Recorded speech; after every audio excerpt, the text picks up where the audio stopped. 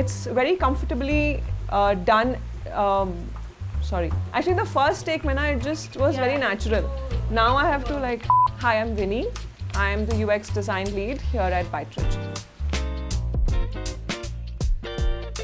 The one thing on my work desk are sticky notes and also a tiny plant which is struggling to survive these days.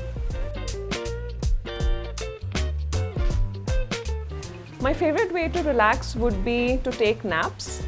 There's something that I've recently discovered thanks to working from home. My favorite activity outside work would be baking. I love to bake, I love to cook, and I've recently started building my food blog. I work towards it during weekends whenever I find the time.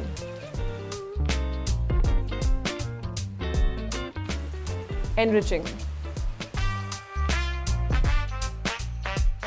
The biggest learning would be that we shouldn't dwell on our failures too much and always to look ahead, look what's coming up next, and strive for success wherever we go. One unique thing is that I always say that we consider ourselves like a buffet table.